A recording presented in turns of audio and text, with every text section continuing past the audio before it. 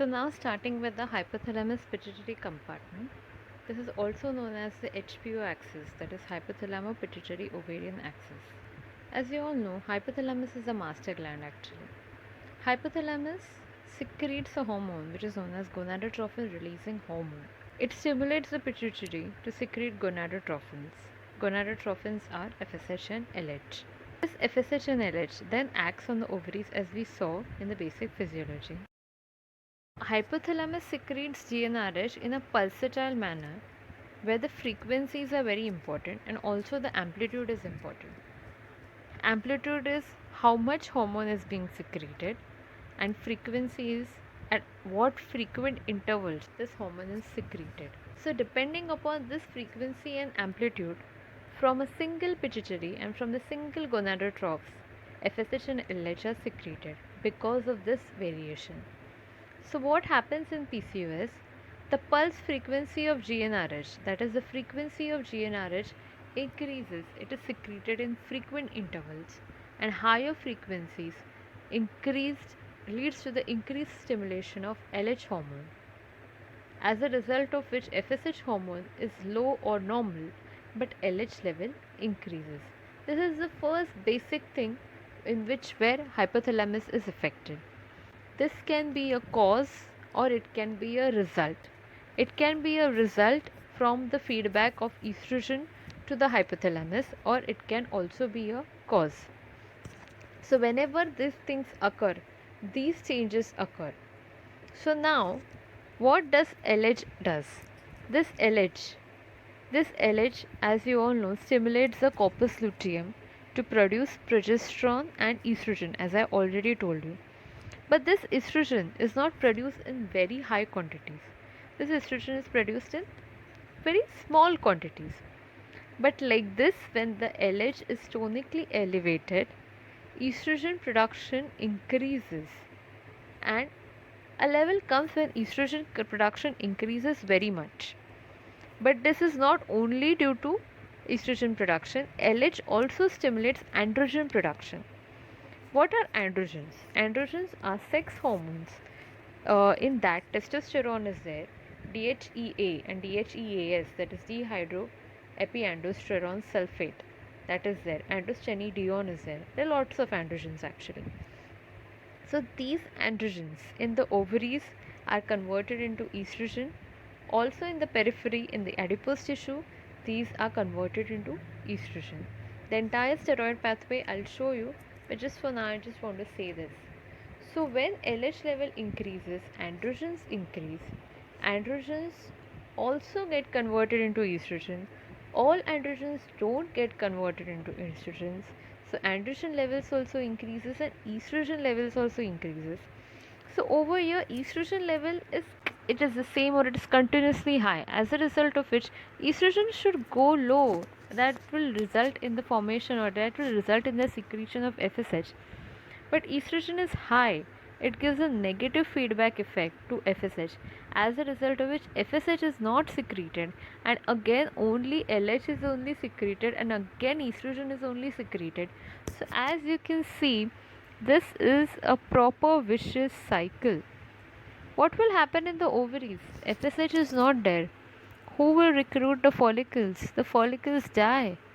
The follicles are at various stages of maturation. Little bit FSH support they get, little bit they mature. And there is no dominant follicle. All the follicles are maturing, as a result of which the bulk of the ovaries increases. Lots of follicles are there. If you see classical picture of PCOS in sonography, they write multiple small follicles. So there are multiple follicles which are only up to 2 to 9 mm. No one gets mature. Think this way, if the follicles are not maturing, okay, where is the dominant follicle going to occur? It's not going to occur. Graafian follicle, there is no Graafian follicle. How will ovulation occur? There is no ovulation. If there is no ovulation, how will corpus luteum formation will form? There is no corpus luteum. If there is no corpus luteum, where would the progesterone come from? There is no progesterone. So what happens in I hope you understood what I said. What happens in PCOS is LH level is raised, and there is a stage which is known as hyperestrogenic state. Only estrogens are there. Estrogens, as I previously said, what they do, they help in the proliferation of endometrium. The endometrium become thick, but progesterone is not there. There is no secretory activity in the endometrium. Progesterone should be there for endometrial withdrawal. Otherwise, the endometrium just keep growing, growing, growing, growing. And estrogen level never goes down. For menses to occur, estrogen level, progesterone level should go down, and then FSH should come in that place. But that is not happening. That is the reason why patient is not getting menses. Patients are having amenorrhea. Patients are not having menses. Patients are having irregular menses. The cycle which was previously 28 days, it goes to 30 days. Sorry, it goes to 40 days. It goes to 50 days, 2 months. Like this, if it is like how much it progresses. I hope you're understanding. This is how the symptoms occur. If you see patients of PCOS and if you ask them proper history, once in a while, like in 6 months, that patient will be having heavy bleeding. Heavy is not like proper heavy. Sometimes it can be proper heavy, or it is heavy that the normal period which they have, that is the normal scanty period, in comparison to that, the bleeding would be heavy. This is known as withdrawal or breakthrough bleeding. So this is what happens in PCOS. So LH and FSH ratio, we always see that LH and FSH ratio is actually supposed to be 1:1, but in PCOS, LH to FSH ratio becomes 3:1 because LH is increasing and FSH is low or normal. So this is what is occurring. So now this is the pathophysiology of the ovaries. I've written certain things which I've already discussed, but let's have this on slide also because you can do screenshots of this. Because the FSH levels are not totally depressed, new follicular growth is continuously stimulated but not to the point of maturation and ovulation. The follicular growth is arrested at different phases of maturation in the form of multiple follicular cysts of 2 to 10 mm diameter. So there are a huge number of atretic follicles that contribute to the increased ovarian stroma. So why the ovaries become bulky in PCOS? Because these follicles, they're dying follicles, dead follicles, some follicles are growing, try to grow. All this, it is bulky. This bulkiness is prevented in the normal cycle because only one of the follicles become dominant. But here everyone is competing and a lot of follicles are trying to become dominant. LH level is tonically elevated without any surge. Before 36 hours, LH surge should occur for ovulation, but that doesn't occur. So ovulation also doesn't occur, and because of LH, androgens are produced. That I've said. Now, this last point is very important. Androgens contribute to the morphological effect within the ovary. So these androgens, what they do, the follicles cannot grow when there is excess of androgens in the ovary. The follicles can grow only in the environment where there are estrogens. As I said, androgens get converted into estrogen in the ovary, but for this conversion also FSH hormone is the one which is required. So when there is little bit of FSH is available, this gets converted into estrogen, but maximum of androgens are only remaining. As a result of which, what happens? The follicles are not able to grow, and as a result of which, there is premature atresia. That is, the follicles are destroyed. So, in the patients of PCOS, what happens? You would be knowing that in normal patients, we have a reserve of follicles. Almost 400 ovums ovulate in a lifespan or reproductive lifespan of a woman. The follicle number which we have is finite, it is not infinite. So, if in one cycle or if in PCOS, so many follicles are maturing and trying to mature, that means the follicles are exhausting at a faster pace. That means the woman will approach menopause faster. The reproductive capacity of the woman would be less, that is, in terms of years. So, in patients of PCOS, actually, we see that this is also a problem because if they marry late, then there is difficulty in conception. Also, they have to conceive early because their pool gets utilized very fast. And AMH, that is anti-Mullerian hormone, is a hormone which is actually secreted by these follicles. It indicates the reserve of the follicle, that is, your fertility potential is detected by AMH. In the patients who are having ovarian failure or primary ovarian failure, in them the AMH is very low, like less than 1.5. If the AMH is there, that means the patient is approaching menopause. In PCOS, what happens in the recent years, like for example, when the patient is having PCOS for 5 years, 7 years, AMH is very high. If you do AMH level of the patient, from that also you can get a clue whether patient is having PCOS or not. But still, AMH is not like the ultimate diagnosis of PCOS. It is not mostly done also, but this is just information. If no other test is done and only AMH is done, then how you can suspect whether the patient is having PCOS? So in PCOS patient, the AMH is very high, almost 14. It would be 10. It would be 8. And you do the scan of the patient, you see the patient is having PCOS. So in what happens in PCOS patients, AMH initially is very high. That is, lots of follicles are there, but there comes a point when the follicles become exhausted, and then the AMH becomes low. So this is something which is very important, and this is seen only clinically. So now, as I said, that I'm going to show you the steroid pathway. So this is the steroid pathway. From cholesterol, we get progesterone by the following steps. Over here, you can see DHEA, as I said, androstenedione, as I said, this is an androgen, and testosterone is a androgen, very famous. This is the enzyme which is known as aromatase. From it, it is converted into estradiol. In the ovaries, this conversion, this aromatase activity is facilitated by FSH, and outside the ovaries, it is facilitated in the adipose tissue. So now you saw how testosterone or androgens are converted into estrogen. This aromatase is also important because there are drugs which are aromatase inhibitors. We are going to go into detail of that. That's the reason why I showed you. So now we are going ahead. So now we are going to the periphery. That is the third thing. We saw the ovaries, we saw the HPO axis, and now the periphery. So in the periphery, skin is included. The adipose tissue also have included in this. So now, as you all know, that androgens are increased, okay, especially testosterone. These androgens, they inhibit the production of sex hormone binding globulin.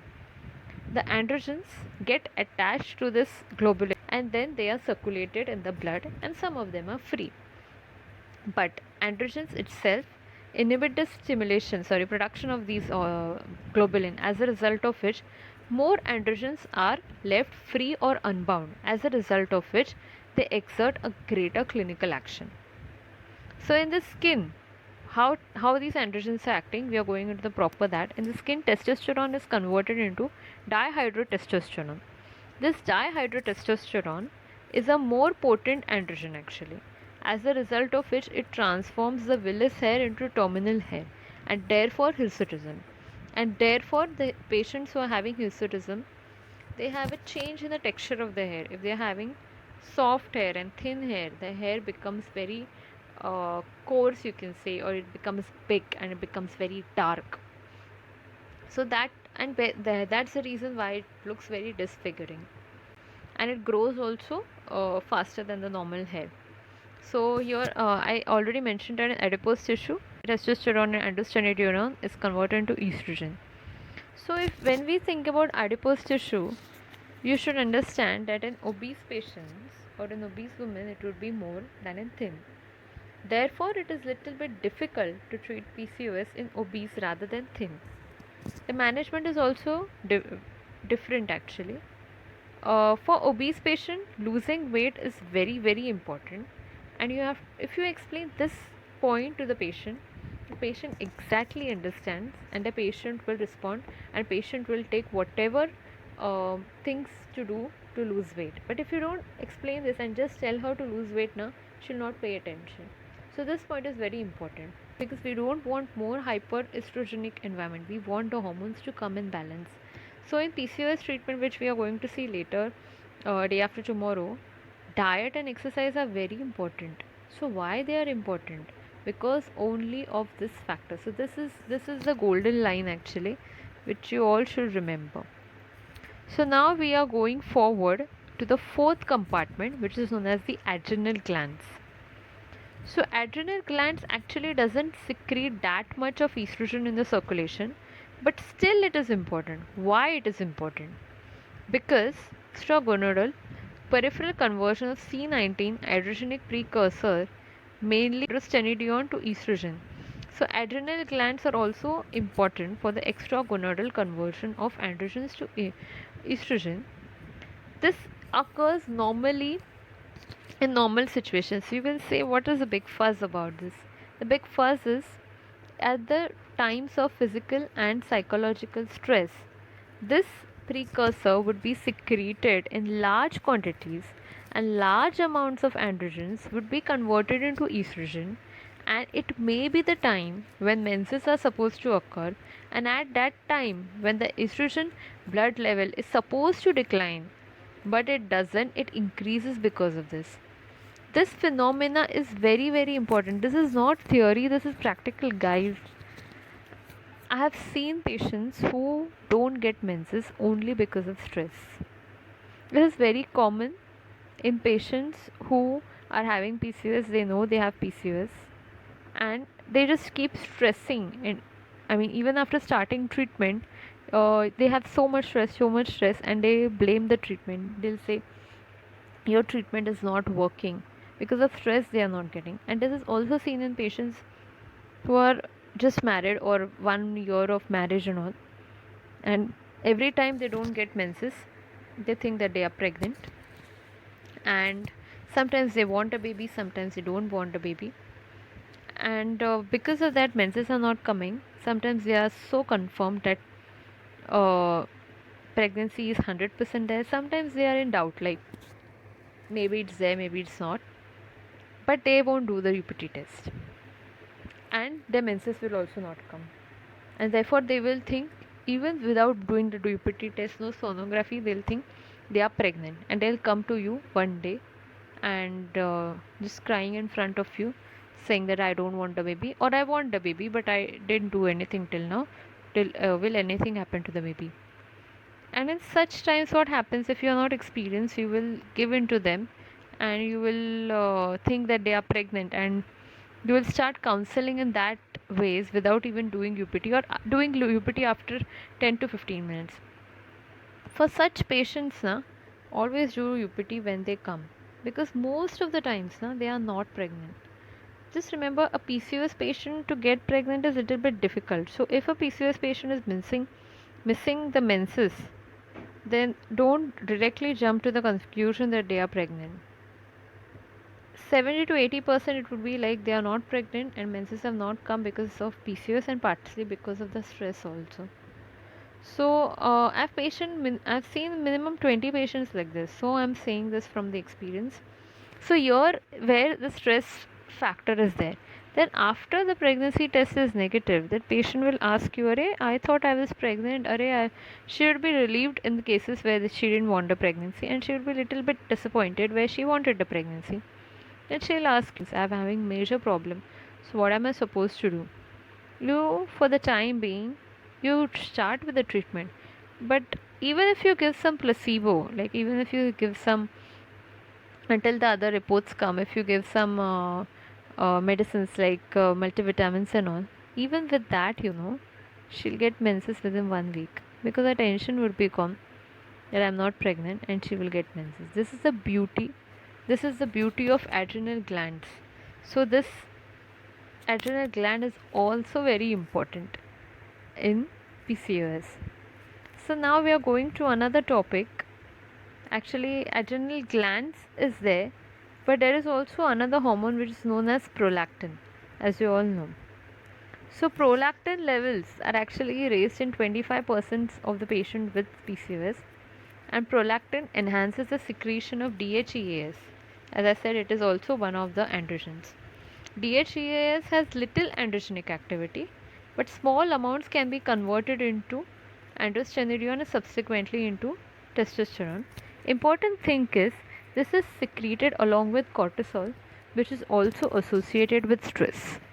So these are the mechanisms for stress. Don't go into detail, just remember that stress is an important factor for patients not having menses, even if they are having PCOS or not having PCOS. And Whenever a girl comes who is not having menses, you can counsel the patient. That is the main thing for mental disorder. If you feel that she is very, very, very stressed out, if you are having the facility, do Shirodhara of the patient. If you want, you can give something calming, soothing to the patient like Brahmi Vati. I'm I'm suggesting only Ayurvedic because patient is not a psychic patient. You don't have to give anti-anxiety, and tranquilizers and antidepressants and all that. So give basic Ayurvedic drugs and it will do wonders actually. Patient will feel little shant, but drugs won't work until you don't counsel the patient. In such patients, you can also advise the patient to do pranayam, and advise the patient to follow a healthy lifestyle. That also gives lots of mental satisfaction to the patient actually. So we are going to go into the topic of insulin, role of insulin.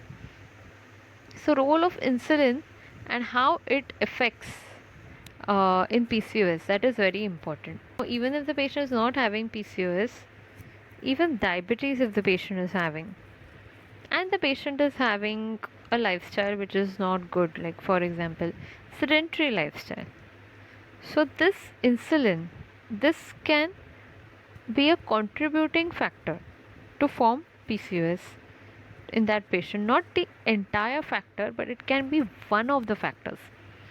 And seeing the current scenario, how India is the diabetic capital of the world, we should know this concept actually. So, this role of insulin was first identified by these two people in 1921. Bear you, this is 14 years before the definition of Steen-Leventhal syndrome. So even before Steen-Leventhal syndrome, or nowadays PCOD was coined or invented, these two people saw this correlation. What correlation they saw? They saw that there is an association between glucose intolerance and hyperandrogenism. So how is this association is there? We will explain it in 3 steps. Now, hyperinsulinemia stimulates this enzyme, don't go into details, and this enzyme is necessary for androgen synthesis. Okay, so hyperinsulinemia causes excess androgen synthesis. Hyperinsulinemia decreases sex hormone binding globulin, more androgens are free. It causes itself theca cell hyperplasia, that is the theca cells are the follicle cells of the ovaries, and from there androgen secretion is increased directly. 3 methods: enzyme is increased, sex hormone binding globulin decreased, as a result of which more free androgens, and direct androgens increase. So this is the role of insulin resistance and hyperandrogenism.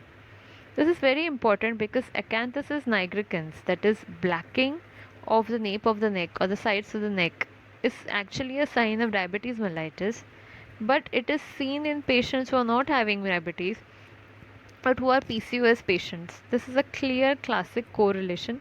We are going to go about acanthosis nigricans. I'll explain it over there.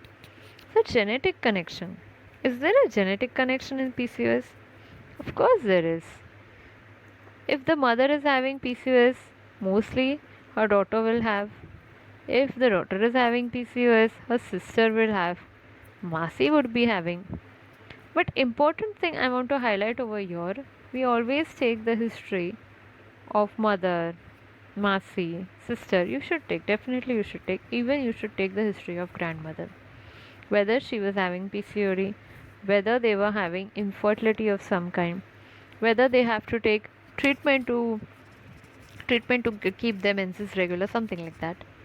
So this important history is there. Whether there was premature baldness in males, because PCOS goes in families, right?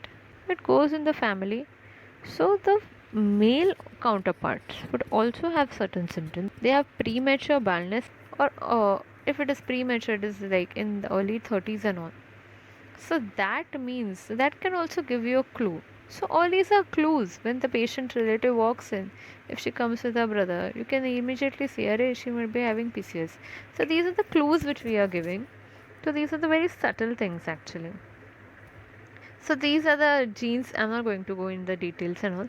But important thing is theoretically 50% of the mother and sisters within the family can manifest this disorder. So it is very common. We sometimes we feel that a patient's sister is having PCOS, but she doesn't have. So comes in the other 50%. So that is also very common. But that doesn't mean that you should not investigate.